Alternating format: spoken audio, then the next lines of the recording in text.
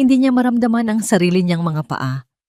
Nakaluhod siya sa malamig na semento ng kanilang garahe at ang tanging liwanag ay nanggagaling sa bukas na pinto ng kotse ni Marco. Sa nanginginig niyang kamay, hawak niya ang isang maliit na kahon na nababalot sa pulang pelus. Binuksan niya ito kanina at hanggang ngayon, tila ba sinusunog ng imahe nito ang kanyang mga mata. Isang pambabaeng relos. Eleganteng-elegante ang disenyo, gawa sa kulay rosas na ginto at napapalibutan ng maliliit at kumikinang na mga diamante. Ang mismong relo, mamahalin. Isang tingin pa lang, alam na niyang nagkakahalaga ito ng daan-daang libo at hindi ito para sa kanya. Alam niya, nararamdaman niya sa kaibuturan ng kanyang kaluluwa. Ang sakit na unti-unting gumagapang mula sa kanyang dibdib patungo sa kanyang lalamunan ay sapat ng patunay. Isang oras lang ang nakalipas. Ang mundo ni Elara Santos ay perpekto. Ang bango ng paboritong kaldereta ni Marco ay nangingibabaw sa kanilang kusina. Isang patunay ng ilang oras niyang paghahanda para sa kanilang sorpresa. Isang anniversary dinner. Maaga ng isang linggo, pero gusto niya itong gawing espesyal. 5 taon. 5 taon nang inakala niyang purong kaligayahan. Maingat niyang inayos ang 2 plato sa kanilang mesa, nilagyan ng kandila ang gitna, at pinakintab ang mga kopita na paglalagyan nila ng paborito nilang red wine. Bawat galaw niya ay may kasamang ngiti. Bawat sulok ng bahay ay nagpapaalala sa kanya ng kanilang pagmamahalan. Ang kanilang larawan sa kasal na nakasabit sa dingding. Ang mga munting regalo ni Marco na nakadisplay sa sala. Ang bawat bagay ay simbolo ng buhay na pinagsaluhan nila. Habang naghihintay, naisipan niyang linisin ang kotse ni Marco. Isang munting sorpresa pa. Alam niyang pagod ito palagi mula sa trabaho bilang CEO ng sarili nitong kumpanya. Gusto niyang pagdating nito, wala na itong iintindihin pa. Doon niya natagpuan ang kahon, nakasingit sa ilalim ng upuan sa passenger side, na para bang may nagmamadaling nagtago nito. At ngayon, ang bango ng kaldereta ay parang lason sa kanyang pangamoy. Ang mga kandilang inihanda niya ay parang mga ilaw na nanunuya sa kanyang katangahan. Narinig niya ang ugong ng paparating na sasakyan. Mabilis siyang kumilos. Isinara niya ang kahon, itinago sa likod ng isang paso, at pinilit na tumayo. Kahit nanlalambot ang kanyang mga tuhod, pinalis niya ang hindi pa tumutulong luha at huminga ng malalim. Mahal? Ang boses ni Marco ay musika pa rin sa kanyang pandinig. Ngunit ngayon, may kasama na itong matalim na nota ng sakit. Ngumiti si Elara, isang ngiting hindi umabot sa kanyang mga mata. "Welcome home, mahal. Namiss kita." Lumapit si Marco at niyakap siya ng mahigpit. Naamoy niya ang pamilyar na pabango nito, ngunit mayroon ding isang bahagyang amoy ng ibang pabango. Isang matamis, bulaklakin na halimuyak na hindi kanya. "Wow, ang bango naman yan," sabi ni Marco. Humiwalay sa yakap at tumingin sa loob ng bahay. "May okasyon ba?" "Ang aga pa. Para sa anniversary natin, ah?" "Gusto lang kitang i-surprise," sagot ni Elara. Pinipilit na maging normal ang kanyang boses. "Pagod ka sa trabaho, kaya naisip kong ipagluto ka ng paborito mo." "You're the best wife in the world," sabi ni Marco at hinalikan siya sa noo. Bawat salita, bawat haplos ay parang libu-libong karayom na tumutusok sa kanyang puso. Pinanood niya ang kanyang asawa na pumasok sa bahay, hinubad ang coat at umupo sa mesa na inihanda niya. Walang kamalay-malay, masaya. Samantalang siya, naiwan sa may pintuan, nakikipaglaban sa isang digmaang walang nakakakita. Gabi na. Katabi niya sa kama ang lalaking pinangakuan niya ng habambuhay. Mahimbing itong natutulog, bahagyang humihilik, walang bakas ng anumang kasalanan sa maamo nitong mukha. Pero si Elara, dilat na dilat ang mga mata sa dilim. Hindi siya kumain kanina. Sinabi niyang nawalan siya ng gana. Naniwala naman si Marco. Pagkatapos kumain, nanood pa sila ng TV. At sa buong oras na yon, nakayakap ito sa kanya habang siya naman ay parang isang estatwang walang buhay. Tahimik siyang bumangon. Dahan-dahan, para hindi makalikha ng ingay. Naglakad siya pabalik sa garahe at kinuha ang pulang kahon mula sa pinagtaguan nito. Dinala niya ito sa banyo, isinara ang pinto ng walang tunog at binuksan muli ang kahon sa malamlam na ilaw ng nightlight. Muli, nasilayan niya ang relos, ang simbolo ng kataksilan. Kaninong pulsuhan kaya ang dapat magsuot nito? Gaano nakatagal? Saan sila nagkikita? Libo-libong tanong ang bumabara sa kanyang isipan. Bawat isa ay mas masakit kaysa sa nauna. Ilang minuto siyang nakatitig dito, hinahayaang kainin ng galit at sakit ang bawat himaymay ng kanyang pagkatao. Tapos na ang pag-iyak. Ang pumalit dito ay isang bagay na mas malamig, mas matatag, isang bagay na mapanganib. Kinuha niya ang kanyang cellphone. Dahan-dahan siyang nag-type sa search bar. Ang mga daliri niya ay hindi na nanginginig. Sa liwanag ng screen, nabasa ang mga salitang hinahanap niya. Best Hidden Audio Recording Device at GPS Tracker Watch. Isang desisyon ang nabuo sa gitna ng nasirang tiwala. Kung hindi niya makukuha ang katotohanan sa matamis na paraan, kukunin niya ito sa paraang siya lang ang nakakaalam. Hindi pa tapos ang gabi. Para kay Elara, ito ay simula pa lamang ng isang bagong umaga, isang umagang puno ng kadiliman. Dumating ang pakete kinabukasan, isang maliit, walang markang karton na inihatid ng isang courier. Pinirmahan ito ni Elara gamit ang isang pangalan na hindi kanya. Walang dapat makaalam, walang dapat maiwang bakas. Dinala niya ito sa kanilang silid, sa lugar kung saan dapat ay naroon ang tiwala at pagmamahalan at maingat itong binuksan. Sa loob, nakabalot sa bubble wrap ay dalawang bagay. Ang una ay isang relos. Kamukhang-kamukha nito ang relos na natagpuan niya sa kotse ni Marco. Parehong-pareho ang brand, ang disenyo, ang kinang. Nag-research siya buong magdamag para mahanap ang eksaktong modelo. Ang halaga nito ay katumbas ng isang malaking bahagi ng kanyang personal na ipon. Ngunit hindi na yun mahalaga. Ang pera ay may halaga lamang kung mayroon itong nabibiling kaligayahan. At ngayon, ang bibilhin niya ay katotohanan. Ang pangalawang bagay ay mas maliit. Isang itim na tuldok na mas maliit pa sa butil ng bigas. Ang listening device. Sa tabi nito ay isang maliit na manual at isang SIM card. Nanginginig ang mga kamay ni Elara habang binabasa ang mga instruksyon. Ang bawat hakbang ay simple, ngunit para sa kanya, ito ay isang mabigat na krimen laban sa pagsasamang pinangako nilang aalagaan. Pero sila ba talaga ang nag-aalaga? O siya lang, gamit ang maliit na kasangkapang kasama sa pakete, maingat niyang binuksan ang likod ng bagong relos. Bawat galaw niya ay kalkulado, bawat paghinga niya ay pinipigilan. Inilagay niya ang microchip sa loob.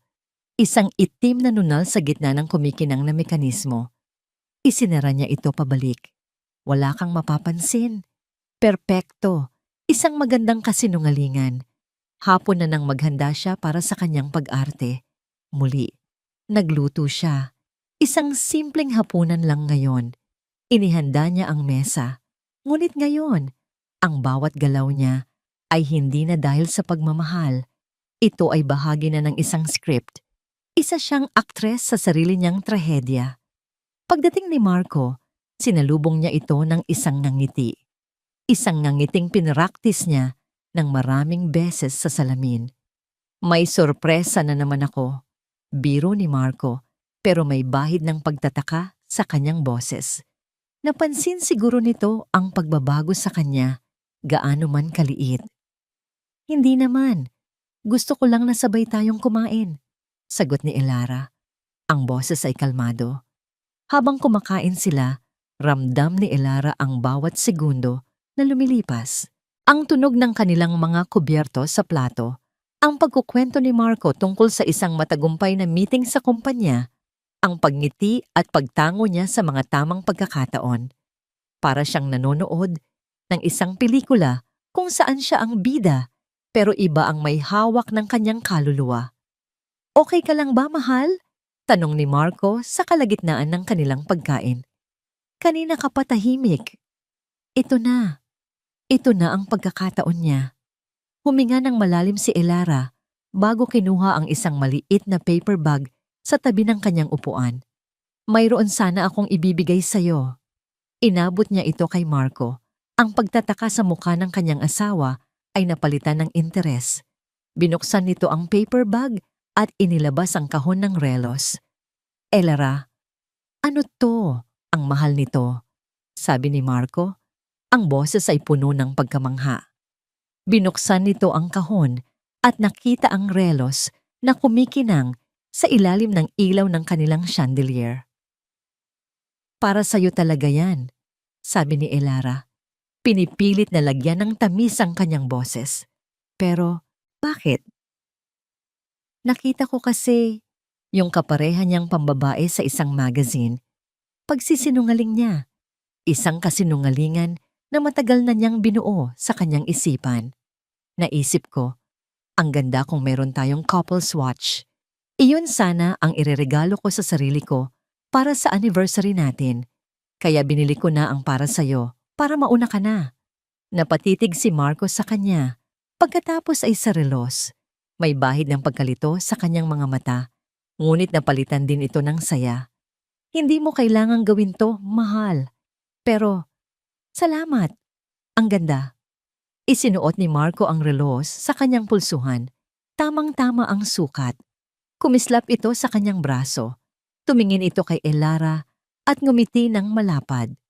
Bagay ba? Sa sandaling iyon, naramdaman ni Elara ang pagbali ng isang bagay sa loob niya. Ang lalaking kaharap niya na masayang-masaya sa isang regalong simbolo ng kanyang pagtataksil ay ang parehong lalaking sumisira sa kanya. Napakuyom ang kanyang mga kamao sa ilalim ng mesa.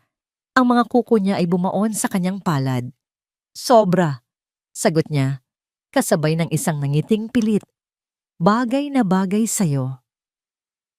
Ilang sandali pa, tumunog ang cellphone po ni Marco. Tiningnan niya ito at biglang nagbago ang kanyang ekspresyon. Naging seryoso. "Sorry, mahal," sabi nito habang tumatayo. "Emergency lang sa opisina. May kailangan akong balikan. Hindi ako magtatagal, promise." Iyon ang mga salitang dati niyang kinatatakutan. Ang mga salitang nagiging dahilan ng kanyang kalungkutan at pag-iisa. Pero ngayong gabi, ang mga salitang yon ay musika sa kanyang pandinig. Tumango lang siya. "Okay? Sige, mag-ingat ka." Hinalikan siya ni Marco sa pisngi at nagmamadaling umalis. Narinig ni Elara ang pagbukas ng pinto ng garahe, ang pag-andar ng makina ng kotse, at ang unti-unting paghina ng tunog nito papalayo. Naiwan siyang mag-isa sa kanilang hapagkainan. Ang mga plato ay hindi pa tapos kainin. Ang katahimikan ay biglang naging nakakabingi. Pagkalipas ng 10 minuto, habang nagliligpit siya ng pinagkainan na parang isang robot, nag-vibrate ang kanyang cellphone sa kanyang bulsa. Kinapa niya ito. Isang text message mula sa isang numerong hindi pamilyar. "Device is now active." Biglang tumigil sa pagtibok ang puso ni Elra bago ito kumabog ng sunod-sunod at sobrang bilis. Naramdaman niya ang malamig na pawis sa kanyang likod. Nabitawan niya ang hawak na plato. Nagkalat ang mga bubog sa sahig, ngunit hindi niya ito pinansin. Kinuha niya ang kanyang earphones mula sa drawer. Nanginginig ang kanyang mga kamay habang isinasaksak ito sa kanyang cellphone at inilalagay sa kanyang mga tainga. Binuksan niya ang isang application na kakatapos lang niyang i-install kanina. Sa screen, may isang malaking pulang button, Live Audio Feed. Pumikit siya ng mariin, huminga ng malalim, at idiniin ang kanyang daliri sa screen. Ang tanging naririnig niya sa simula ay ang tibok ng sarili niyang puso. Katahimikan. Iyon ang unang pumasok sa pandinig ni Elara. Isang nakakabinging katahimikan na pinapalala lang ng malakas na dagundong ng sarili niyang dibdib. Nakaupo siya sa sahig ng kanilang madilim na sala. Tanging ang malambot na ilaw mula sa aquarium sa isang sulok ang nagbibigay liwanag. Ang mga bubog mula sa nabasag na plato ay naroon pa rin sa sahig ng kusina. Mga kumikinang na paalala ng pagkawasak na nagsisimula pa lang.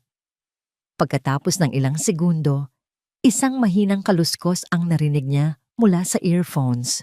Tunog ng hangin. Tunog ng isang sasakyan na tumatakbo sa kalsada. At pagkatapos, ang boses. Ang boses ni Marco. I missed you. 3 salita. Simpleng mga salita na dati ay nagpapatunaw sa kanyang puso. Ngunit ngayon, ang mga salitang iyon ay lason. Ang bawat letra ay isang patalim na humihiwa sa kanyang kaluluwa. Narinig niya ang isang malambing na pagtawa mula sa kabilang linya. Isang tawa na hindi kanya. Isang tawa na parang kampanang naghuhudyat ng kanyang pagkatalo. I missed you more, sagot ng babae. Ang boses nito ay matamis, halos parang pulot. Ngunit may pait sa pandinig ni Elara. Akala ko, hindi ka na makakatakas sa bantay mo. Bantay? Ganoon ba ang tingin nila sa kanya? Hindi naman ganoon. Mabilis na sagot ni Marco. May halong paglalambing sa kanyang tono. Alam mo namang gagawin ko ang lahat para makita ka. Naramdaman ni Elara ang pag-akyat ng asido sa kanyang lalamunan. Napahawak siya sa kanyang tiyan, pinipigilan ang pagnanais na masuka. Talaga lang ha? Patuloy ng babae. Ang boses ay mapaglaro. So anong palusot mo ngayon? May bigla ang board meeting na naman ba sa gitna ng gabi? Something like that, sabi ni Marco, at sabay silang tumawa. Ang kanilang tawanan ay parang mga pako na ipinupukpok sa kanyang sentido. Ang bawat halakhak ay isang insulto sa 5 taon na ibinigay niya. Sa bawat hapunan na inihanda niya, sa bawat gabing hinintay niya itong umuwi, nagpatuloy ang kanilang usapan. Mga walang kwentang bagay. Isang pelikulang napanood ng babae, isang bagong restaurant na gusto nilang subukan, mga pangarap tungkol sa isang bakasyon sa Palawan, isang lugar na matagal na niyang hinihiling kay Marco na puntahan nila. Sa susunod na buwan, aayusin ko na. Pangako ni Marco sa babae. Magpapabook ako ng villa sa El Nido. Tayong 2 lang. Hindi na napigilan ni Elara ang isang butil ng luha na pumatak mula sa kanyang mata. Sinundan pa ito ng isa at isa pa. Tahimik siyang umiiyak sa dilim, isang multo sa sarili niyang pamamahay. Paano siya? Tanong ng babae. Ang pag-aalinlangan sa pagbanggit nito sa kanya na para bang isa siyang maruming salita, ang pinakamasakit sa lahat. Hindi man lang siya binigyan ng pangalan, isa lang siyang siya, ang asawang tanga na naiwan sa bahay. Narinig ni Elara ang pagbuntong hininga ni Marco, isang pagbuntong hininga na puno ng pagkainip. Ako na ang bahala doon. May business trip ako na iimbentuhin. Hindi naman yun nagtatanong. Alam mo na, she trusts me completely. Doon na gumuho ang lahat. Ang mga salitang iyon, she trusts me completely, ay hindi na patalim. Isa na itong bomba. Sumabog ito sa loob niya. Winasak ang lahat ng natitirang pag-asa. Lahat ng natitirang pagmamahal. Ang pumalit ay galit. Isang dalisay, nag-aapoy, at nakakapasong galit. Tumayo siya. Ang kanyang mga binti ay nanginginig hindi na sa sakit, kundi sa bagsik ng emosyong kumakain sa kanya. Sa kanyang tenga, naririnig pa rin niya ang kanilang malalanding usapan, ang kanilang mga plano, ang kanilang mga tawanan. Hindi na niya kaya. Sa isang sigaw na walang tunog, hinablot niya ang cellphone mula sa sahig, kung saan ito nakapatong at ibinato ito ng buong lakas sa pader. Ang tunog ng pagbasag ay umalingaw-ngaw sa tahimik na bahay. Ang screen ay nagkapira-piraso. Ang katahimikan ay bumalik, mas mabigat, mas nakakatakot kaysa kanina. Napaluhod si Elara sa sahig, sa gitna ng kadiliman. Humahagulgol siya, ngunit ang kanyang mga luha ay hindi na para sa nawalang pag-ibig. Ang mga ito ay para sa sarili niya, para sa katangahan niya, para sa babaeng minsan ay naniwala sa isang kasinungalingan. Hindi niya alam kung gaano siya katagal na nanatili sa ganoong posisyon. Ang alam lang niya, pagsapit ng umaga, tuyo na ang kanyang mga luha. Dahan-dahan siyang tumayo at naglakad patungo sa salamin sa may hallway. Tiningnan niya ang kanyang refleksyon. Isang babaeng may namumugtong mga mata, maputlang balat, at magulong buhok. Mukha siyang talunan, mukha siyang biktima. Pero sa likod ng mga matang yon, mayroong isang bagong kislap. Hindi ito kislap ng saya o pag-asa. Ito ay kislap ng apoy, malamig at mapanira. Yumuko siya at pinulot ang isang piraso ng basag na screen ng kanyang cellphone. Ang tulis ng dulo nito ay bahagyang humiwa sa kanyang daliri, ngunit hindi niya ito ininda. Tinitigan niya ang piraso ng bubog. Pagkatapos ay ang kanyang refleksyon sa salamin. Wala na ang babaeng umiiyak. Wala na ang asawang naghihintay. Ang nakatayo sa harap niya ngayon ay isang estranghero. Isang babaeng may isang layunin na lang. Huminga siya ng malalim at sa katahimikan ng umaga, isang pangako ang binitiwan niya sa kanyang sarili. Isang bulong na puno ng yelo. Ngayon, ako naman ang maglalaro. Para kay Marco Reyes, ang araw na ito ay perpekto. Mula sa bintana ng kanyang opisina sa ika-30 palapag, tanaw niya ang abalang mga kalye ng Bonifacio Global City. Ang mga gusali ay parang mga sundalong nakatayo, simbolo ng kapangyarihan at ambisyon. At siya, si Marco, ay ang hari sa kanyang tore. Kakatapos lang ng board meeting. Sa loob ng 2 oras, hawak niya sa palad ang lahat. Bawat salita niya ay batas. Bawat desisyon niya ay sinusunod. Nakita niya ang paghanga at takot sa mga mata ng kanyang mga empleyado. At sa totoo lang, nagustuhan niya ang pakiramdam na yon. Ito ang nagpapatunay na ang lahat ng kanyang pinaghirapan ay may katuturan. Sumandal siya sa kanyang malambot na leather chair at ngumisi. Nasa itaas siya ng mundo. Ang kumpanya ay lumalago. Ang pera ay tuloy-tuloy na pumapasok. Sa kanyang mesa, may isang silver na picture frame, ang larawan nila ni Elara noong kanilang kasal. Nakangiti sila pareho, mga matang nangangarap. Saglit siyang nakaramdam ng isang munting kirot sa kanyang dibdib. Isang pamilyar na kirot ng pagkakasala, pero mabilis niya itong iwinaksi. Inaalagaan naman niya si Elara. Binibigay niya ang lahat ng gusto nito. Isang magandang bahay, mga mamahaling gamit, isang buhay na hindi nito kailangang magtrabaho. Ano pa ba ang mahihiling nito? Ang kaunting oras na inilalaan niya para sa sarili niyang kaligayahan ay maliit na bagay lang. Karapatan niya iyon. Isang mahinang katok sa pinto ang pumutol sa kanyang pag-iisip. "Sir, narito na po si Ma'am Isabel," sabi ng kanyang sekretarya mula sa intercom. "Papasukin mo siya," sagot ni Marco, at agad na umayos ng upo. Isang ngiti ang unti-unting sumilay sa kanyang mga labi. Bumukas ang pinto at pumasok ang isang babaeng may daladalang kakaibang enerhiya. Si Isabel Vicencio. Nakasuot ito ng isang pulang-pulang business dress na bumabagay sa kanyang perpektong katawan. Ang kanyang itim na buhok ay nakatali sa isang eleganteng ponytail.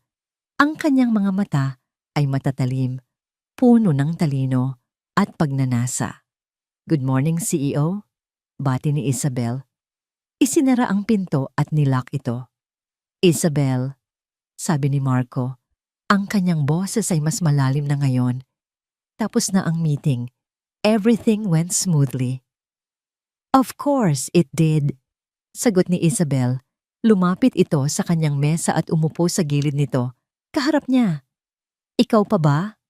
Ang distansya sa pagitan nila ay mapanganib. Naamoy ni Marco ang pabango nito, ang parehong amoy na naamoy niya sa kanyang damit kagabi.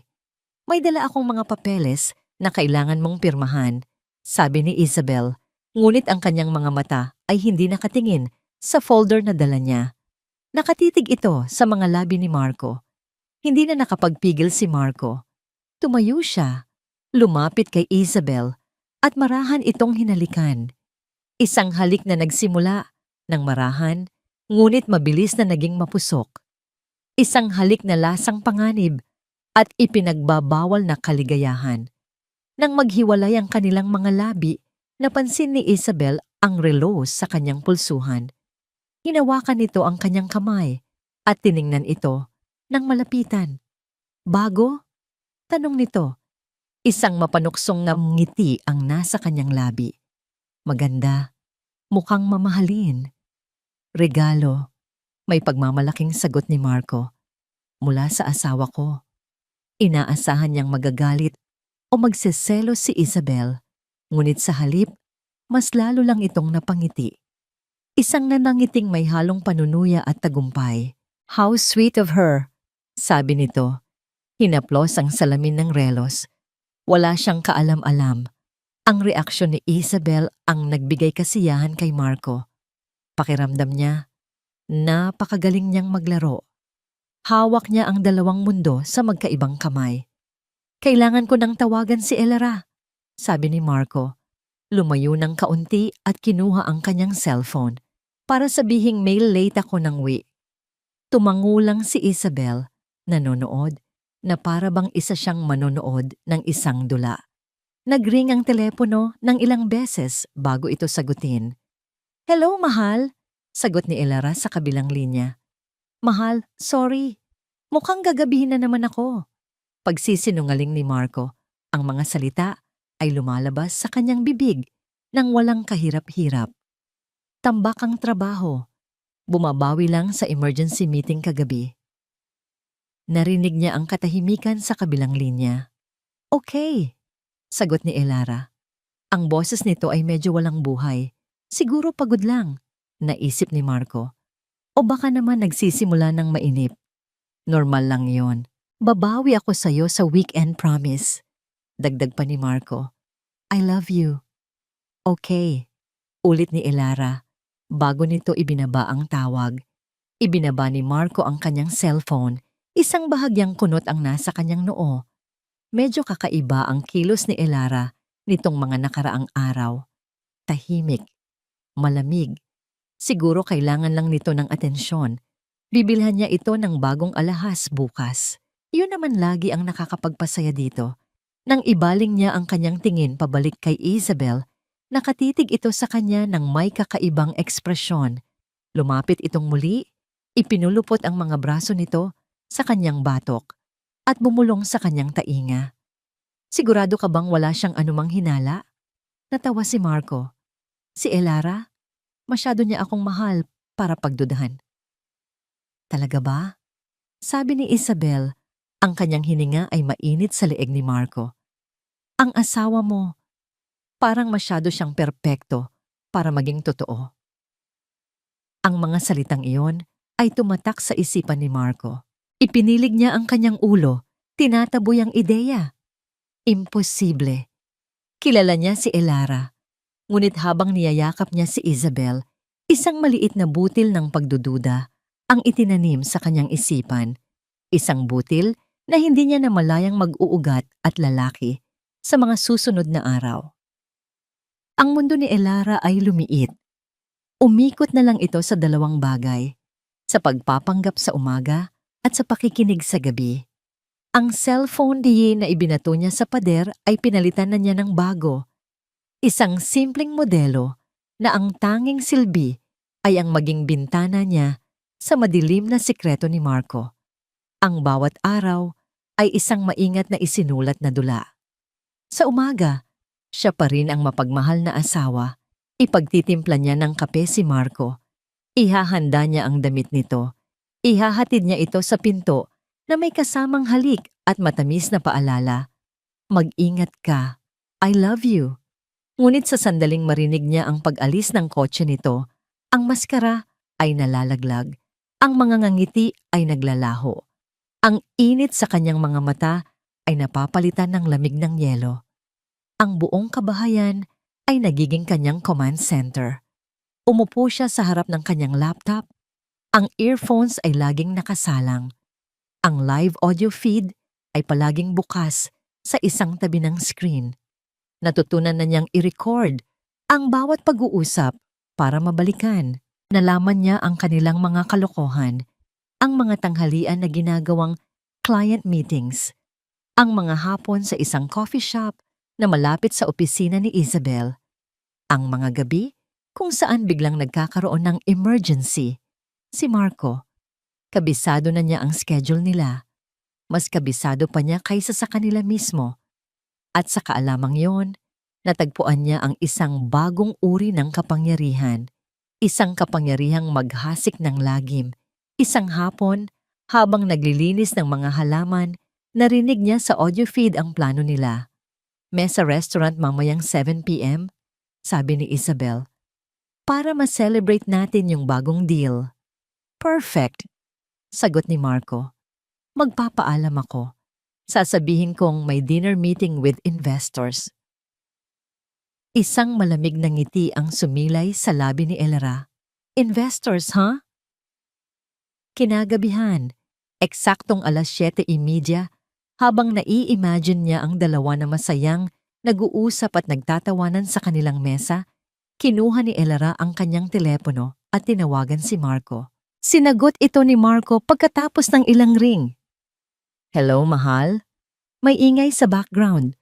Mga boses. Tunog ng mga kubyertos. Hi, mahal? Sagot ni Elera. Ang boses ay pinatamis niya hanggat maaari. Nasa meeting ka pa ba? Ayaw kitang maistorbo. Narinig niya ang bahagyang pag-ubo ni Marco. Ah, oo. Medyo maingay dito. Kumakain kami ng mga investors. Bakit? May problema ba? Wala naman, sabi ni Elera. Dahan-dahang dinidiligan ang isang orchid. Naisip ko lang, baka gusto mong dalhan kita ng dessert dyan pagkatapos nyo. Para naman ma-meet ko rin yung mga importanteng investors mo. Dadaan lang ako.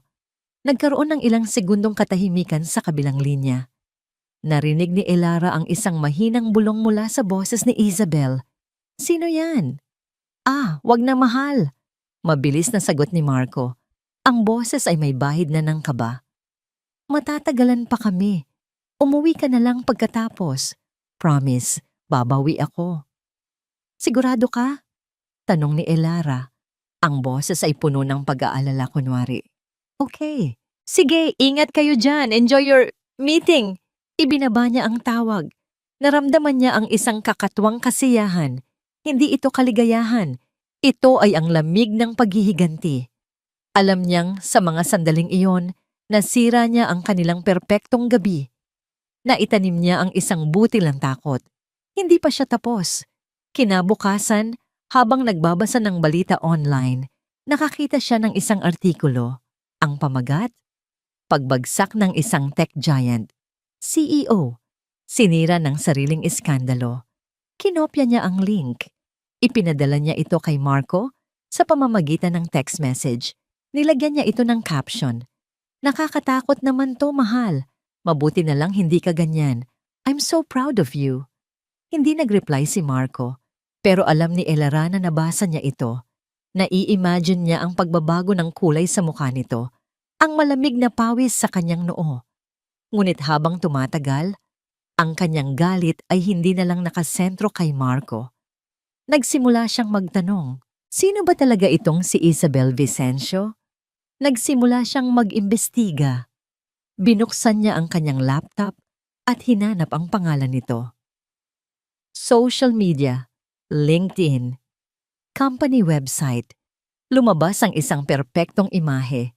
Maganda, matalino, cum laude mula sa isang kilalang universidad. Mabilis ang pag-angat sa kumpanya ni Marco. Ang kanyang mga social media accounts ay puno ng mga litrato ng paglalakbay, mga mamahaling pagkain, at mga inspirational quotes tungkol sa girl power at hustle. Naramdaman ni Elera ang pag-ikot ng kanyang sikmura.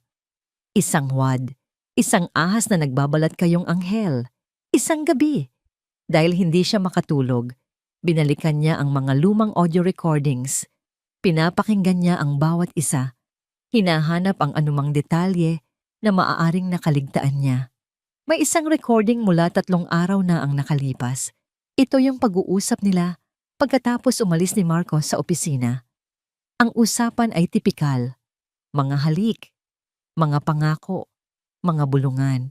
Pero sa dulo, pagkatapos magpaalam ni Marco, may narinig si Elera. "Sige na, bye, I love you," sabi ni Marco. "Bye," sagot ni Isabel. Narinig ni Elara ang tunog ng pagsara ng pinto ng kotse ni Marco. Akala niya, tapos na ang recording, ngunit hinayaan lang niya itong tumuloy. Pagkalipas ng ilang segundong katahimikan, may narinig siyang isang mahinang ingay sa background. Isang boses ng lalaki. Hindi ito si Marco. "Maayos na ba?" tanong ng lalaki. Ang boses ay mas matanda, magaspang, at puno ng awtoridad. Napakunot ang noo ni Elara. Sino yon? Ang boses ni Isabel na sumagot ay iba na. Wala na ang tamis at paglalambing. Ito ay malamig, kalkulado, at purong negosyo. Oo, nakaalis na. Ang uto-uto, naniwala agad sa emergency sa opisina. Uto-uto. Ang salitang yon ay tumama kay Elara, ngunit hindi kasing sakit ng dati. Dahil ang atensyon niya ay nasa sumunod na tanong ng lalaki. "Magaling," sabi ng lalaki. "Ang mga papeles na inihanda ko, yung para sa Vicencio Reyes merger, may progreso na ba?" Vicencio Reyes merger? Anong ibig sabihin noon? "Hindi pa ganun kadali," sagot ni Isabel. May bahid ng pagkainip. "Kailangan kong tiyempuhan ng tama. Nagiging maingat na siya nitong mga nakaraang araw. Parang may nararamdaman." "Bilisan mo," utos ng lalaki. "Hindi tayo pwedeng maghintay ng matagal. Baka may makaalam ng plano." "Huwag kang mag-alala," sabi ni Isabel, at sa tono nito, naramdaman ni Elara ang isang nakakakilabot na kumpiyansa. "Malapit na. Kaunting lambing pa. Isang pirma na lang ang kailangan ko. Kapag nakuha ko na yon, tapos na ang laro para kay Marco Reyes." Biglang naputol ang audio. Ang tanging naririnig na lang ni Elara ay isang mahinang static na para bang ang nagsasalita ay lumayo na sa device. Nakatitig lang si Elara sa screen ng kanyang laptop. Hindi siya makagalaw. Ang lamig na naramdaman niya ay hindi na dahil sa galit o sakit. Ito ay takot. Paulit-ulit niyang pinindot ang rewind button. Pinakinggan niya ang maikling pag-uusap ng 10 beses. Bawat beses ay mas malinaw, mas nakakatakot. Hindi ito simpleng pagtataksil. Hindi ito simpleng relasyon ng 2 taong nagmamahalan ng patago. Ito ay isang bitag. Isang masalimuot at planadong bitag. At si Marco, ang kanyang asawa, ang lalaking kinamumuhian niya ngayon, ay naglalakad patungo rito nang walang kaalam-alam. At siya, isa lang siyang collateral damage. Isang abala. Ang bantay na kailangang takasan para maisakatuparan ang isang mas malaking plano. Biglang nagbago ang lahat. Ang digmaang inakala niyang para lang sa puso at dignidad ay naging isang bagay na mas malaki, mas madilim, mas mapanganib. Tiningnan niya ang audio file na nakasave sa kanyang laptop. Ang pangalan nito, Marco Isabel Recording 03. Dati, ito ay simbolo ng kanyang sakit. Ngayon, isa na itong susi, isang ebidensya sa isang krimen na hindi pa nangyayari. Isang bagong hinala ang nabuo sa kanyang isipan, isang hinalang mas nakakatakot pa kaysa sa katotohanang mayroon siyang karibal sa pag-ibig. Hindi na siya natulog. Ang sala, na dati ay lugar ng kanilang pahinga at panonood ng pelikula, ay naging kanyang war room. Ang tanging ilaw ay nagmumula sa maningning na screen ng kanyang laptop. Sa tabi nito ay isang tasa ng kapeng lumamig na at hindi man lang niya nagalaw. Ang kanyang buong atensyon ay nakatuon sa maikling audio file na paulit-ulit niyang pinapatugtog. Ang boses ng lalaki, ang boses ni Isabel, ang mga salitang merger at plano. Alam niyang may kulang. May ingay sa background na humahadlang sa mas malinaw na pag-unawa. Nag-download siya ng isang libreng audio editing software. Bagamat hindi siya pamilyar dito, tinuruan niya ang kanyang sarili sa pamamagitan ng mga online tutorial. Ang kanyang determinasyon ay mas matalas kaysa sa anumang pagod. Kailangan niyang malaman. Kailangan niyang maintindihan ang buong larawan. Parang isang siruhano, maingat niyang hiniwa at nilinis ang audio file. Inalis niya ang mahinang ugong ng aircon sa kotse ni Isabel. Inalis niya ang malayong tunog ng mga busina. Dahan-dahan, unti-unti, hanggang sa ang natira na lang ay ang dalawang boses. Mas malinaw, mas malakas, mas nakakakilabot. Ang kontrata, kailangan kong makita ang kopya ng kontrata niya sa mga investors mula Japan, sabi ni Isabel. Madali lang yan, sagot ng lalaki. Ang mahalaga ay ang paglipat ng shares. Kapag napirmahan niya yon, wala na siyang kawala. Pabagsakin si Reyes. Iyon ang layunin. Pabagsakin si Reyes. Ang mga salitang yon ay umalingaw-ngaw sa kanyang isipan.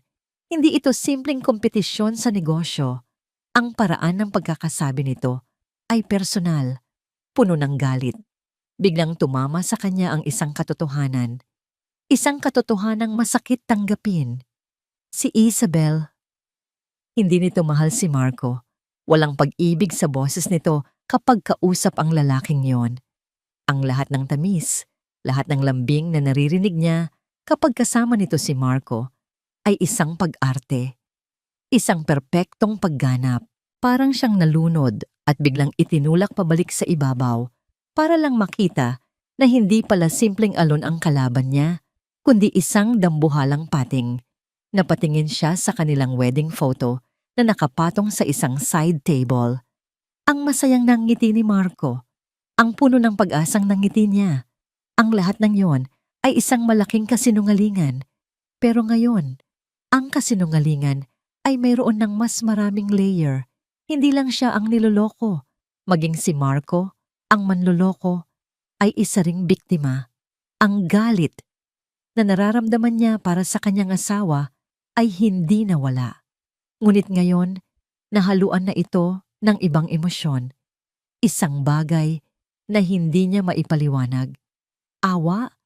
Takot para sa kinabukasang mawawala sa kanila? Hindi niya alam. Ang alam lang niya, ang laban na ito ay hindi na lang tungkol sa kanilang dalawa. Buong magdamag siyang naghahalongkat. Nag-search. Ang pangalang Vicencio, hinanap niya ito kasama ng pangalan ng kumpanya ni Marco. Mga lumang balita, mga artikulo sa business magazines. Walang lumalabas. Malinis, na para bang may maingat na nagbura sa anumang koneksyon. Kinabukasan, pagod at puyat, naghanda pa rin siya ng almusal para kay Marco. Isang perpektong pag-arte. Pero habang pinapanood niya itong kumain, habang pinapanood niya itong tumingin sa relos na regalo niya, ang relos na siyang sandata niya. Nakikita niya ito sa ibang liwanag, hindi na lang isang taksil, kundi isang tupa na malapit ng katayin. Nang gabing iyon, dumating ang hinihintay niya. Nag-vibrate ang kanyang cellphone. Isang bagong audio file ang na-record. Nanginginig ang kanyang mga kamay habang isinusuot ang earphones. Ngunit ngayon, hindi na pag-asa na mahuli sila ang nasa isip niya, kundi takot sa kung ano pa ang maaari niyang matuklasan. Pinindot niya ang play. Ang boses ni Isabel ang narinig niya, pero hindi ito nakikipag-usap kay Marco. Nasa telepono ito. "Oh, alam ko," sabi ni Isabel. Ang boses ay seryoso. "Hindi na magtatagal. Konting tiis na lang." May sumagot sa kabilang linya. Ang boses na yon, ang magaspang at pamilyar na boses ng lalaki mula sa nakaraang recording. "Siguraduhin mo lang, anak," sabi ng lalaki. Ang boses ay pagod, ngunit puno ng determinasyon. "Para sa lahat ng sinira niya sa atin, anak." Napatigil sa paghinga si Elara. Ang isang salitang iyon ay parang kidlat na gumuhit sa madilim na kalangitan ng kanyang isipan. Ang misteryosong lalaki, ang kasabot sa plano, ay ang ama ni Isabel. Bago pa man niya lubusang maproseso ang revelasyong yon, isang pangungusap ang binitiwan ni Isabel na tuluyang nagpaguho sa lahat ng natitira niyang pundasyon.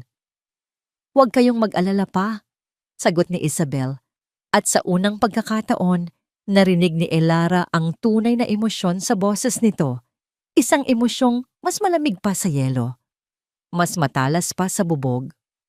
Malapit na, malapit nang bumagsak si Marco Reyes, tulad ng ginawa niya sa pamilya natin noon.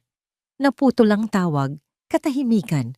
Binitawan ni Elara ang earphones. Nahulog ang mga ito sa kanyang kandungan na parang dalawang patay na gagamba. Napatulala siya sa screen ng laptop, ngunit hindi na niya ito nakikita.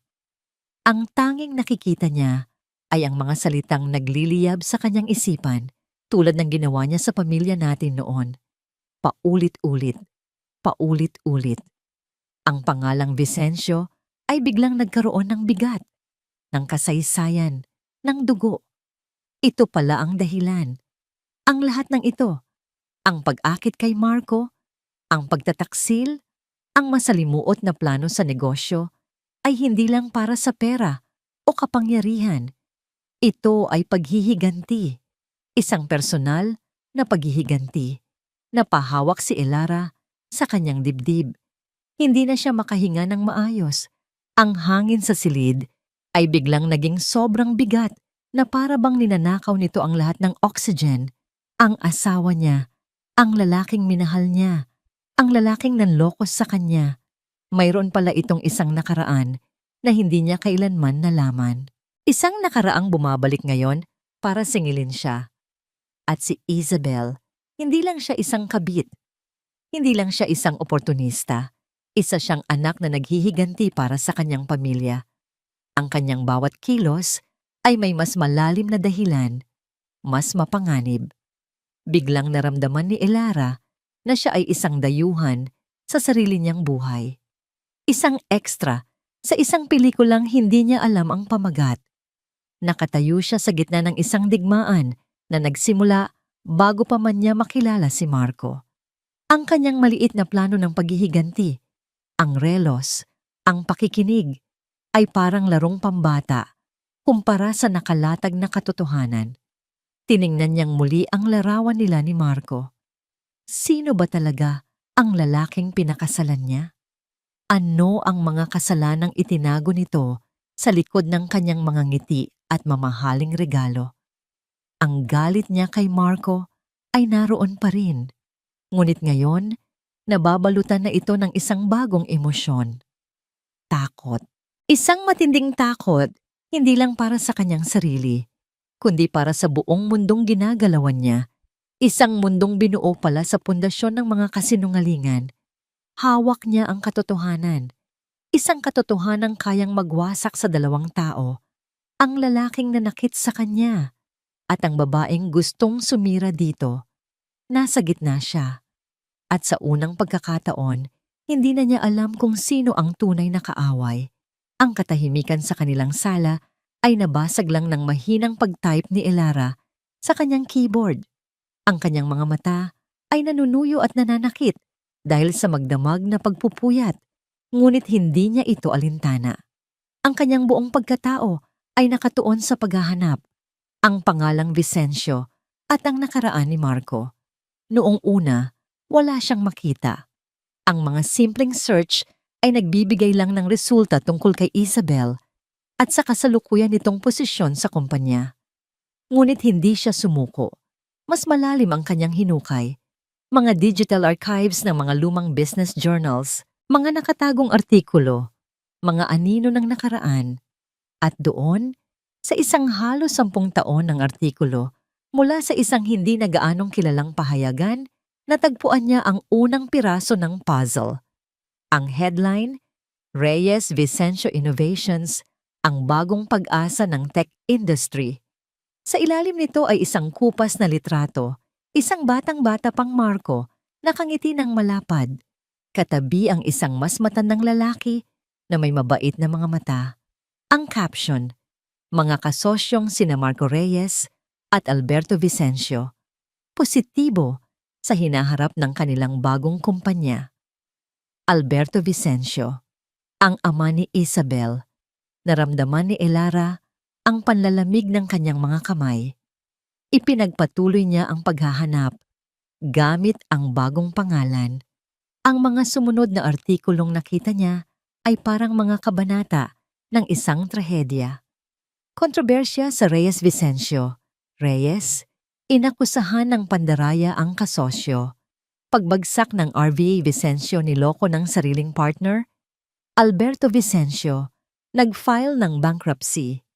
At ang pinakahuli, ang pinakamasakit, isang maikling balita na halos nakatago na sa dulo ng pahina. Negosyanteng si Alberto Vicencio natagpo ang patay sa kanyang opisina. Suicide, tinitingnang dahilan. Napapikit ng mariin si Elara. Biglang nagkaroon ng muka ang paghihiganti ni Isabel. Hindi na ito isang abstract na plano, isa na itong kwento ng isang anak na nawalan ng ama, isang pamilyang nawasak, at sa sentro ng lahat ng ito ay si Marco, ang kanyang asawa. Isinara niya ang laptop.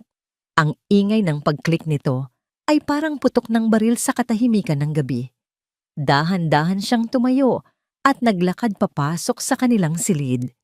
Ang liwanag ng buwan na tumatagos sa bintana ay nagbibigay liwanag sa natutulog na anyo ni Marco. Mahimbing ang kanyang paghinga, walang kamalay-malay sa bagyong namumuo hindi lang sa labas, kundi sa mismong tabi niya. Umupo si Elara sa isang upuan sa sulok at pinagmasdan niya ito. Sa loob ng maraming linggo, ang tanging nakikita niya kapag tinitingnan niya si Marco ay isang manloloko, isang taksil. Ngayon, iba na ang kanyang nakikita. Nakikita niya ang isang lalaking may madilim na sikreto, isang lalaking nagtayo ng isang imperyo sa ibabaw ng mga guho ng buhay ng ibang tao. Isang bahagi niya ay nagbubunyi. Isang madilim at pangit na bahagi ng kanyang kaluluwa ay ang bumubulong. Nararapat lang sa kanya to. Ito ang karma niya. Ang sakit na idinulot ni Marco sa kanya ay sariwa pa. Ang mga kasinungalingan, ang pagtataksil. Nararapat lang na maranasan din niyang mawalan. Nararapat lang na maranasan niyang masira. Hahayaan niya si Isabel. Hahayaan niyang isakatuparan nito ang kanyang paghihiganti. Manonood lang siya mula sa malayo habang ang 2 taong sumira sa kanya ay nagsisiraan sa isa't isa. Iyon ang perpektong hustisya, ngunit may isang boses sa kanyang isipan ang sumasalungat. Isang boses na mas malamig, mas praktikal. Paano ka? Kapag bumagsak si Marco, hindi lang siya ang babagsak. Babagsak ang kumpanya. Babagsak ang lahat ng pinaghirapan nila. Ang bahay na ito, ang buhay na kinasanayan niya, ang kinabukasan na inakala niyang sigurado. Mawawala ang lahat. Sa paghihiganti ni Isabel, lahat sila ay talo. Magiging abo ang lahat ng kanilang ari-arian. Nasa isang sangandaan, si Elara, isang sangandaan na hindi niya pinili. Maari niyang hayaang maganap ang hustisya para sa pamilya Vicencio at kasabay nito ay matanggap ang kanyang sariling pagkawasak. O maari niyang iligtas ang lalaking sumira sa kanyang puso para lang mailigtas din ang sarili niya. Ang digmaang ito ay hindi na lang tungkol sa pag-ibig at pagtataksil. Ito na ay tungkol sa kaligtasan. Tinitigan niyang muli si Marco. Ang galit ay naroon pa rin, kumukulo sa ilalim. Ngunit ngayon, meron ng bagong nangingibabaw na emosyon. Isang malamig na determinasyon. Hindi siya papayag na maging biktima sa kwentong ito.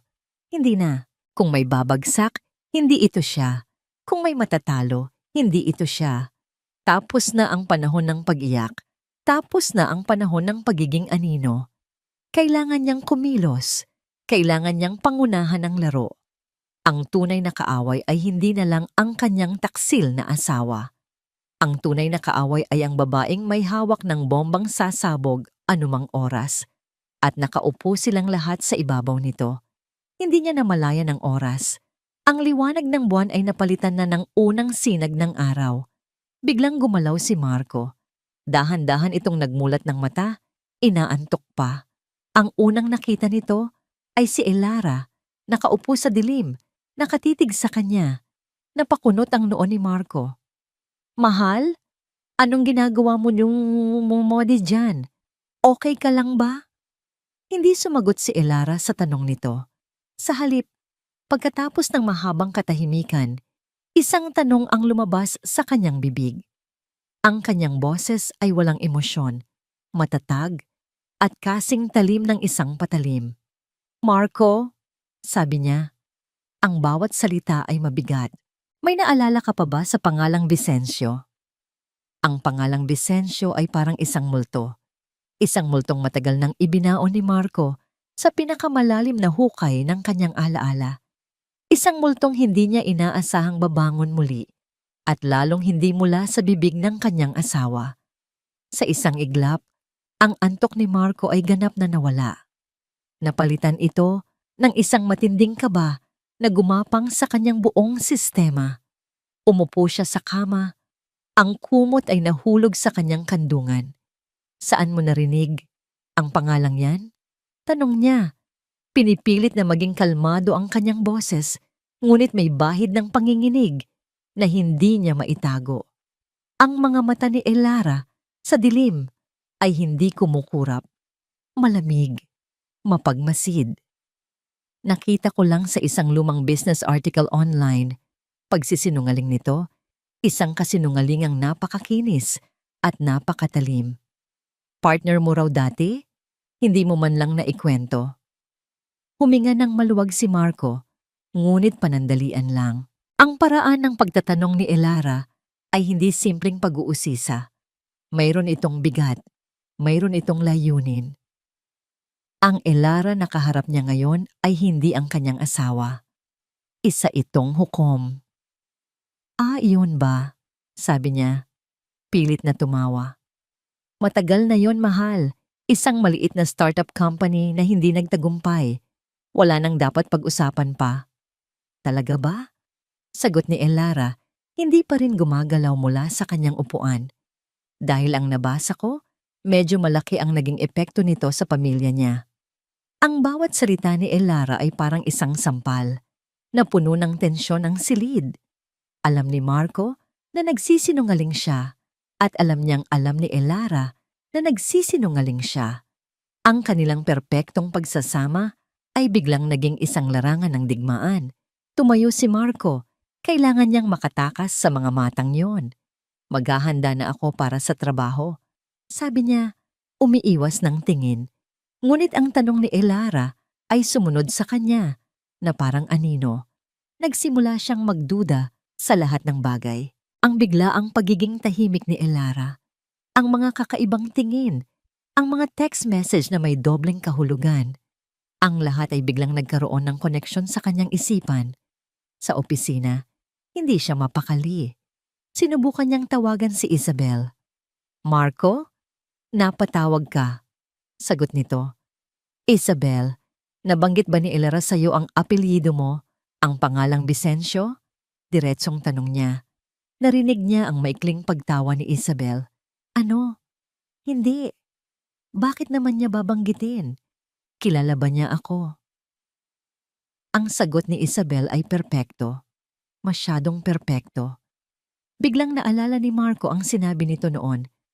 Ang asawa mo, parang masyado siyang perpekto para maging totoo. Paano kung ang sinasabi nito ay tungkol sa sarili niya? Paranoia. Iyon ang salita. Isang lason na unti-unting kumakalat sa kanyang utak.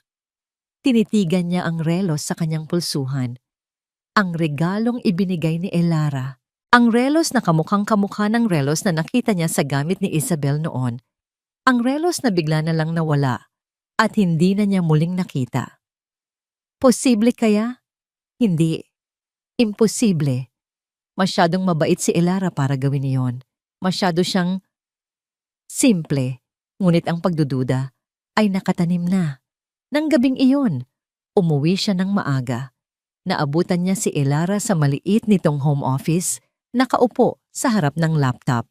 Nang maramdaman siya nito, mabilis nitong isinara ang laptop. Masyadong mabilis. Maaga ka yata? Tanong ni Elara, ngumiti. Ngunit ang nangiti ay hindi na umabot sa kanyang mga mata.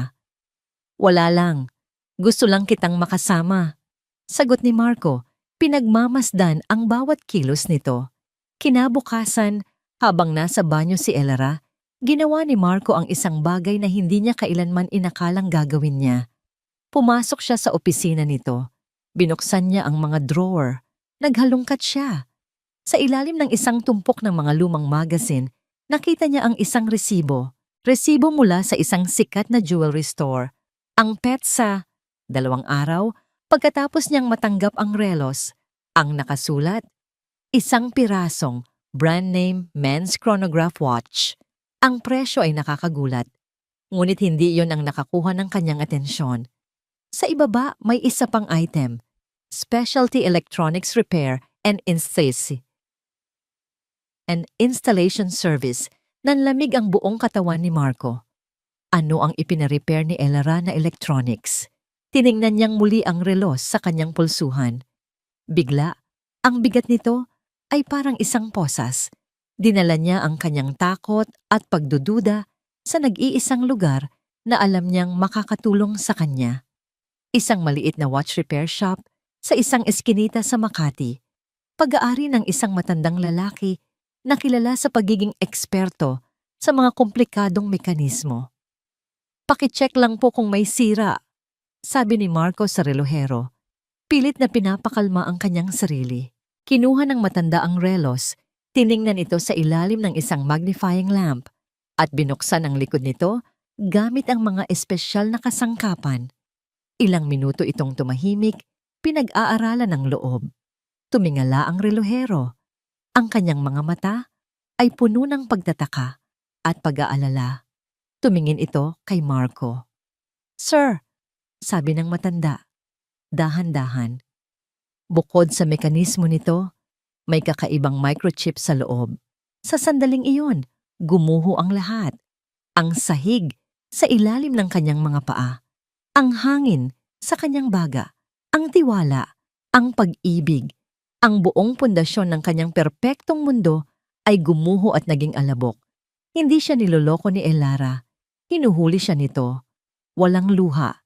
Iyon ang ipinagtaka ni Elara habang nakatayo siya sa harap ng kanyang walk-in closet. Ang dibdib niya ay dapat sanang sumisikip. Ang mga mata niya ay dapat sanang nag-iinit. Pero wala. Ang nararamdaman niya ay isang kakaibang kapayapaan. Isang katahimikan na dulot ng pagtanggap sa hindi maiiwasang katapusan. Ang kanyang mga kamay ay hindi nanginginig habang marahan niyang iwinawaksi ang mga damit na nakasabit. Mga damit na binili para maging perpektong asawa, mga pastel na kulay, mga bulaklakin na disenyo, mga damit na sumisigaw ng kahinhinan. Ngunit hindi iyon ang kailangan niya ngayong gabi. Sa pinakadulo ng closet, nakatago sa isang itim na garment bag, ay isang damit na matagal na niyang hindi isinusuot. Dahan-dahan niya itong inilabas. Isang pulang bestida. Ang kulay nito ay kasimbigat ng dugo, kasinsidhi ng apoy. Gawa ito sa seda na dumadaloy na parang likidong apoy sa kanyang balat. Ang hiwa nito ay simple ngunit matapang. Yumayakap sa kanyang katawan sa lahat ng tamang lugar. Isinuot niya ito. Pagtingin niya sa salamin, isang ibang babae ang tumitig pabalik. Hindi na ang asawang si Elara Santos, kundi si Elara, isang mandirigma na naghahanda para sa kanyang huling laban. Narinig niya ang malakas na pagbukas ng pinto sa ibaba. Dumating na si Marco. Kalmado niyang inayos ang kanyang buhok. Naglagay siya ng pulang kolorete sa kanyang labi. Bawat kilos niya ay may layunin. Tapos na ang pag-arte. Ngayong gabi, ang katotohanan ang kanyang magiging sandata. Bumaba siya ng hagdan. Naabutan niya si Marco sa gitna ng kanilang sala. Ang likod nito ay nakaharap sa kanya. Nang marinig siya nito, dahan-dahan itong humarap. Ang mga mata ni Marco ay nag-aapoy sa galit. Isang galit na may halong takot at pagtataksil. Sa kanyang kamay, hawak niya ang relos o kung ano ang natira rito. Wasak. Ang likod nito ay bukas, nakalantad ang maliliit na mekanismo at ang maliit na itim na microchip. Para saan to, Elara? Tanong ni Marco. Ang boses ay nanginginig sa pinipigilang bagsik. Hindi sumagot si Elara. Naglakad lang siya papalapit. Tinanong kita. Sigaw niya at sa isang marahas na galaw, ibinato niya ang sirang relos sa mesang salamin sa kanilang pagitan. Ang tunog ng metal na tumama sa salamin ay umalingaw-ngaw sa buong kabahayan. Lahat ng ito, ang pagpapanggap mo, ang pag-espiya sa akin. Bakit? Sa wakas nagsalita si Elara. Ang kanyang boses ay hindi pa sigaw. Ito ay kalmado, malamig, at mas matalim pa kaysa sa mga bubog. Bakit? Tinatanong mo ako kung bakit, Marco? Pagkatapos ng lahat ng ginawa mo? Tungkol ba to kay Isabel? Sabi ni Marco, na para bang ang pangalan ay lason sa kanyang bibig. Inaamin ko, nagkamali ako. Pero ganito kababang paraan para lang gantihan ako. Lumapit si Elara sa mesa, tinitigan ang sirang relos, ang simbolo ng kanilang parehong pagkawasak. Mababa? Ulit niya, isang mapait na ngiti ang sumilay sa kanyang pulang labi. Ano ang mas mababa, Marco? Ang paghahanap ko ng katotohanan? O ang pagtatayo mo ng buong buhay natin sa mga kasinungalingan? Hindi mo naiintindihan. Ako pa ang hindi nakakaintindi. Putol ni Elara. At sa unang pagkakataon, nakita ni Marco ang apoy sa mga mata nito. Naiintindihan ko ang lahat. Naiintindihan ko ang mga emergency meeting mo. Ang mga business trip. Naiintindihan ko ang pabango niya sa mga damit mo. Ang hindi ko lang maintindihan ay kung paano mo nagagawang humarap sa akin araw-araw na parang walang nangyari. Natahimik si Marco. Ang galit niya ay unti-unting napalitan ng pagkatalo. Wala na siyang depensa. Nahuli na siya. Ngunit hindi pa tapos si Elara. Tumingin siya ng diretso sa mga mata ng kanyang asawa. Pero alam mo kung ano ang mas nakakatawa? Patuloy niya, ang boses ay bumaba sa isang mapanganib na bulong. Akala mo, ang lahat ng ito ay tungkol lang sa'yo at sa kabit mo. Napakunot ang noo ni Marco, puno ng pagkalito. Hindi lang ikaw ang biktima ngayong gabi, Marco.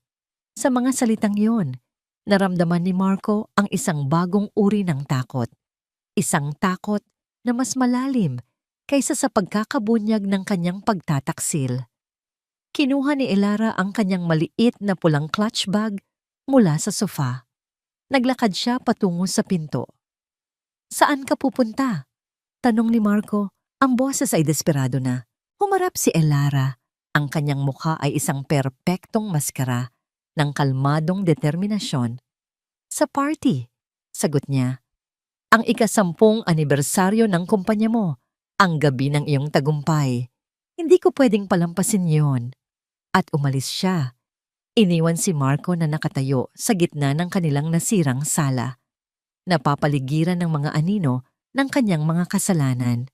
Pagdating ni Elara sa engranding ballroom ng hotel, ang lahat ay perpekto. Ang mga ilaw ay kumikinang. Ang champagne ay dumadaloy. Ang mga pinakamayayamang tao sa Maynila ay nagtatawanan, nag-uusap tungkol sa negosyo at pera. Nakita niya si Marco malapit sa entablado, pilit nang ngumingiti habang kinakausap ang mga investors. Nakita rin niya si Isabel, maganda sa kanyang itim na gown, nakatayo hindi kalayuan, nagmamasid na parang isang reyna. Nagtama ang kanilang mga mata sa gitna ng karamihan. Ngumiti si Isabel, isang ngingiting mapang-asar, ngiting nagpapahiwatig ng tagumpay. Ngumiti pabalik si Elara, isang MC ang umakyat sa entablado. At ngayon mga kaibigan, bigyan natin ng masigabong palakpakan ang utak sa likod ng lahat ng ito, ang ating minamahal na CEO Mr. Marco Reyes. Nagpalakpakan ng mga tao. Ngunit habang si Marco ay naglalakad patungong entablado, si Elara ay nagsimulang gumalaw. Dahan-dahan, may layunin. Nilagpasan niya ang mga nagugulat na bisita. Umakyat siya sa kabilang bahagi ng entablado. Sa gitna ng pagtataka ng lahat, lalo na nina Marco at Isabel, kinuha niya ang mikropono mula sa kamay ng MC. Biglang tumahimik ang buong ballroom. Ang lahat ng mata ay nakatuon sa kanya. Sa babaeng nakapulang bestida. Tumingin siya sa mga tao, sa mga kumikinang na ilaw, at sa wakas, kay Marco, na nakatayo na parang isang estatwa. Ang mukha ay puno ng hindi maipaliwanag na takot. Itinaas ni Elara ang mikropono sa kanyang mga labi. Isang maliit, malungkot, ngunit determinadong nangiti ang sumilay. "Magandang gabi sa inyong lahat," sabi niya. Ang kanyang boses ay malinaw at matatag na umalingaw-ngaw sa bawat sulok ng silid. "Mayroon lang akong isang maliit na kwento na gustong ibahagi." Ang katahimikan ay mabigat, nakakabingi. Ang bawat hininga sa loob ng ballroom ay tila naririnig. Ang lahat ng mata ay nasa kanya, naghihintay, nag-aabang. 10 taon panimula ni Elara, ang kanyang boses ay kalmado, ngunit tumatagos sa bawat sulok ng silid. 10 taon ng tagumpay para sa Reyes Group of Companies, at ang kwento ng tagumpay ay madalas may kaakibat na kwento ng katapatan. Isang mapait na ngiti ang sumilay sa kanyang labi. Itinaas niya ang kanyang maliit na cellphone, ikinonekta ito sa isang maliit na device na kanina pa niya hawak at idinikit sa mikropono. "Gusto kong iparinig sa inyo ang tunog ng katapatan." Pinindot niya ang play. Ang unang narinig ay ang pamilyar na boses ni Marco. "I missed you." Sinundan ito ng malambing na tawa ni Isabel. "I missed you more. Akala ko hindi ka na makakatakas sa bantay mo." Isang kolektibong paghinga ng pagkagulat ang narinig mula sa mga manonood. Ang mga bulungan ay nagsimula, parang mga bubuyog na biglang nagambala. Ang mga tingin ng pagtataka ay napalitan ng awa para kay Elara, at pagkatapos ay ng pangungutya para kay Marco na nakatayo sa entablado na parang binuhusan ng malamig na tubig. Ang kulay ay unti-unting nawala sa kanyang mukha. Ang audio ay nagpatuloy. "May business trip ako na iimbentuhin. Hindi naman yun nagtatanong. Alam mo na, she trusts me completely." Ang mga bulungan ay naging mas malakas. May mga umiling, may mga nagtakip ng bibig. Ang kahihiyan ay parang isang makapal na kumot na bumalot sa buong entablado. Tumingin si Elara kay Isabel. Ang mapanuksong nangiti sa mga labi ng babae ay ganap na naglaho. Napalitan ito ng purong pagkagimbal. Ang kanyang mga mata ay nanlalaki, naghahanap ng matatakasan, ngunit wala. Bawat sulok ng silid ay isang bitag, isang simpleng kwento ng kataksilan. Hindi po ba? Sabi ni Elara sa mikropono, pinapatay ang audio. Isang kwentong kasing luman na ng panahon, ngunit ang kwento ngayong gabi ay hindi lang tungkol sa isang nasirang puso. Tumingin siya sa mga investors, sa mga board members, sa mga taong nagtiwala kay Marco. Ito ay tungkol sa isang nasirang negosyo. Muli niyang pinindot ang play, ngunit ibang audio file na ngayon. Ang boses ni Isabel ang maririnig, malamig at kalkulado. "Huwag kayong mag-alala pa. Malapit na. Malapit nang bumagsak si Marco Reyes tulad ng ginawa niya sa pamilya natin noon. Kung ang unang audio ay isang bomba, ito ay isang lindol. Ang bulungan ay naging sigawan." Anong ibig sabihin niyan? Sigaw ng isang matandang investor mula sa harap. "Vicencio? Pamilya ni Alberto Vicencio?" Tanong ng isa pa. Ang mukha ay puno ng pag-aalala. Biglang nagbago ang lahat. Ang atensyon ay hindi na nasa personal na issue. Nasa pera na. Nasa negosyo. Nasa milyon-milyong pisong nakataya. Nakita ni Elara ang pagbabago sa mukha ni Isabel. Ang pagkagimbal ay napalitan ng purong takot. Sa isang mabilis na kilos, tumalikod ito at sinubukang tumakbo pababa ng entablado. "Harangin niyo siya!" Sigaw ng isang lalaki. Agad na kumilos ang security. Bago pa man makalayo si Isabel, napapaligiran na siya. Ang kanyang magandang gown ay nag-usot. Ang kanyang perpektong ayos ay nasira. Wala na ang reyna. Isang bilanggo na lang ang natira. Si Marco naman ay nakatayo pa rin sa gitna, parang isang estatwang unti-unting nabibitak. Nakikita niya ang lahat. Ang galit sa mga mata ng kanyang mga kasosyo, ang paghuli kay Isabel, ang kaguluhan. Ang 10 taon ng kanyang buhay ay gumuho sa loob ng 10 minuto. Natapos na si Elara. Dahan-dahan niyang ibinaba ang mikropono sa stand. Wala nang kailangang sabihin. Ang katahimikan niya ngayon ay mas malakas pa kaysa sa anumang sigaw. Naglakad siya pababa ng entablado. Ang mga tao ay humahawi. Nagbibigay daan sa kanya na para siyang isang aparisyon. Ang mga tingin nila ay halo-halong awa, paghanga at takot. Ang kanyang daraanan ay patungo sa direksyon kung nasaan si Marco. Nang malapit na siya, tila natauhan si Marco. Tumingin ito sa kanya. Ang mga mata ay puno ng pagsusumamo, puno ng pagkawasak.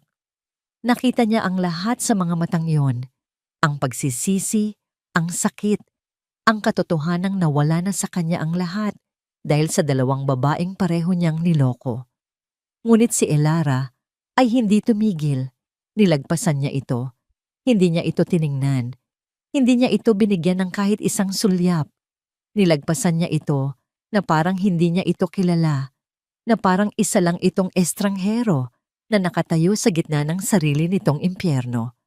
Nang maramdaman ni Marco ang pagdaan niya, ang bahagyang dampi ng hangin, ang amoy ng kanyang pabango, doon na siya tuluyang bumagsak. Napasalampak siya sa kanyang mga tuhod sa ibabaw ng entablado, sa gitna ng mga sigawan at ng kumikinang na konfeti na sumisimbolo sa isang tagumpay na ngayon ay abo na. Ang kanyang buong mundo ay nagliliyab at ang babaeng nagsindi ng apoy ay papalayo na. Nakita niya ang likod ni Elara na papalapit sa malaking pinto ng ballroom. Sa huling hibla ng kanyang lakas, sa gitna ng kanyang pagkawasak, sumigaw siya. Isang sigaw na puno ng lahat ng nawala sa kanya. "Elara, patawarin mo ako." Sandali siyang huminto. Ang kanyang likod ay nanatiling nakaharap sa kanya. 1 segundo, 2. Pero hindi siya lumingon. Nagpatuloy siya sa paglakad at tuluyan ng nilamon ng dilim sa labas ng ballroom. Ilang buwan na ang lumipas. Ang hangin ay amoy alat at kalayaan. Ang tunog ng alon na humahampas sa dalampasigan ang nagsisilbing musika sa bawat umaga ni Elara. Malayo sa gulo ng syudad, sa isang maliit na bahay na nakaharap sa dagat, dahan-dahan niyang binubuo muli ang kanyang sarili. Hindi niya na binabalitaan ang tungkol sa kanila. Ngunit minsan, may mga balitang kusa na lang dumarating. Ang Reyes Group of Companies ay nasa gitna ng isang magulong bankruptcy proceeding. Si Isabel Vicencio ay nahaharap sa maraming kaso ng fraud at corporate sabotage. Si Marco, wala na siyang narinig tungkol kay Marco pagkatapos ng gabing iyon at pinili niyang huwag nang alamin pa. Isang umaga, dumating ang isang sobre sa pamamagitan ng LBC. Nakaupo si Elara sa kanyang maliit na beranda. Hawak ang isang tasang mainit na tsa nang iabot ito sa kanya. Sa loob ay mga opisyal na papel. Ang huling mga dokumento ng kanilang diborsyo. Tinitigan niya ang linya sa ibabaw ng kanyang pangalan. Dati, ang pirma sa isang kapirasong papel ang nagtali sa kanya kay Marco. Ngayon, isang pirma lang din ang tuluyang magpapalaya sa kanya. Kumuha siya ng pluma. Ang kanyang kamay ay hindi nanginginig. Walang pag-aalinlangan, walang luha, walang galit. Ang tanging naroon ay isang pakiramdam ng pagtatapos. Isinulat niya ang kanyang pangalan. Ang tinta ay permanente, katulad ng kanyang desisyon. Tinupi niya ang mga papel, isinilid pabalik sa sobre at itinabi. Tapos na. Tumayo siya at naglakad papunta sa dalampasigan. Ang puting buhangin ay malamig sa kanyang mga paang walang sapin. Hinayaan niyang abutin ng dulo ng mga alon ang kanyang mga paa. Ang lamig ng tubig ay parang isang paalala na siya ay buhay, na siya ay naririto. Naalala niya ang gabing iyon sa ballroom, ang paghihiganti. Akala niya, kapag nakita niyang bumagsak si Marco, makakaramdam siya ng matinding kasiyahan. Ngunit hindi iyon ang nangyari. Ang naramdaman niya ay isang malalim na kalungkutan at pagod. Ang paghihiganti ay hindi naghilom sa kanyang mga sugat. Hindi nito ibinalik ang mga taong nasayang. Hindi nito binura ang sakit. Ang nagpalaya sa kanya ay ang pagpiling tumayo para sa sarili. Ang pagpiling umalis. Ang pagpiling magsimulang muli. Habang naglalakad siya sa dalampasigan, tumunog ang kanyang cellphone. Isang numerong pamilyar na sa kanya. Ang kanyang abogado. "Hello," sagot niya. "Elara, good morning. May maganda akong balita," sabi ng abogado. Final na ang settlement. Dahil sa mga nangyari at sa prenuptial agreement ninyo, isang malaking porsyento ng natitirang liquid assets ni Mr. Reyes ay mapupunta sa iyo. Nakinig lang si Elara habang sinasabi ng abogado ang isang figura na halos hindi niya kayang iproseso. Ang pera ay hindi na niya iniisip. "Gawin mo ang nararapat, attorney," sabi lang niya. "Salamat." Pagkababa niya ng tawag, napatingin siya sa kawalan ng dagat. Ang pera. Isang kabayaran para sa kanyang sakit. Pero para sa kanya, hindi ito bayad. Isa itong pagkakataon. Naalala niya ang isang pangarap na matagal na niyang ibinaon. Bago pa siya naging Mrs. Reyes, isa siyang art curator na may pangarap magtayo ng sarili niyang maliit na gallery para sa mga lokal na artist. Isang pangarap na isinantabi niya para suportahan ang pangarap ni Marco. Ngayon, wala nang humahadlang sa kanya. Pagsapit ng hapon, naupo siyang muli sa kanyang beranda. Pinapanood ang dahan-dahang paglubog ng araw. Ang langit ay nag-aapoy sa kulay kahel, rosas at lila. Isang perpektong tanawin. Ang paghihiganti ay hindi nagbigay sa kanya ng kaligayahan. Ngunit ang pagpapatawad sa sarili at pagbibigay ng pangalawang pagkakataon, iyon ang nagbigay sa kanya ng pag-asa. Biglang nag-vibrate ang kanyang cellphone sa mesang katabi niya. Tiningnan niya ito. Unknown number. Sandali siyang nag-atubili. Isang malamig na kaba ang dumaan sa kanyang sistema. Ngunit huminga siya nang malalim at sinagot ito. "Hello?" Katahimikan. Walang sumasagot sa kabilang linya. Ang tanging naririnig niya ay ang tunog ng isang mabigat na paghinga. Isang paghingang puno ng pagsisisi at mga salitang hindi masabi. Maaaring si Marco, maaaring hindi. Pagkalipas ng ilang segundo, pinatay ang tawag. Tinitigan ni Elara ang kanyang cellphone. Dati, ang ganitong tawag ay wawasak sa kanyang kapayapaan. Magbabalik ito ng sakit. Magbubukas ng mga lumang sugat. Ngunit ngayon, wala na. Ibinaba niya ang cellphone sa mesa. Hindi na mahalaga. Ibinalik niya ang kanyang tingin sa papalubog na araw. Ang nakaraan ay isa na lang anino. Ang hinaharap ay kasing lawak ng karagatang nasa kanyang harapan. Sa unang pagkakataon sa loob ng napakatagal na panahon, ngumiti si Elara. Isang nangiting para lang sa kanya. Isang nangiti ng kakapayapaan. Isang nangiti ng isang bagong simula. At dito nagtatapos ang mapait, ngunit makabuluhang kwento ni Elara. Mga minamahal naming tagapakinig, mula sa kaibuturan ng aming mga puso, maraming salamat sa inyong walang sawang pagsubaybay sa bawat kabanata ng kanyang paglalakbay. Habang isinusulat namin ang kanyang kwento, kasama ninyo kaming naramdaman ang bawat patak ng kanyang luha, ang bawat pintig ng kanyang galit, at ang bawat hakbang niya patungo sa muling pagbangon. Naway sa pagtatapos ng kwentong ito, may isang aral na manatili sa ating lahat, na ang tunay na lakas ay hindi matatagpuan sa paghihiganti, kundi sa pagpapatawad sa ating sarili at sa pagpiling muling buuin ang ating pagkatao. Ang pag-ibig ay maaring magdulot ng matinding sakit, ngunit ito rin ang nagtuturo sa atin ng pinakamahalagang aral tungkol sa pag-asa at sa walang hanggang kakayahan nating magsimulang muli. Ngayon, nais naming marinig ang inyong tinig. Anong bahagi ng kwento ang pinakatumatak sa inyong puso? Anong aral ang inyong baon-baon mula sa karanasan ni Elara? Mangyaring iwanan ang inyong mga saloobin sa comment section sa ibaba. Ang inyong mga kwento at damdamin ay mahalaga sa amin. Hanggang sa muli nating pagkikita sa panibagong kwento ng buhay at pag-ibig. Nagmamahal Kwentong Puso TV.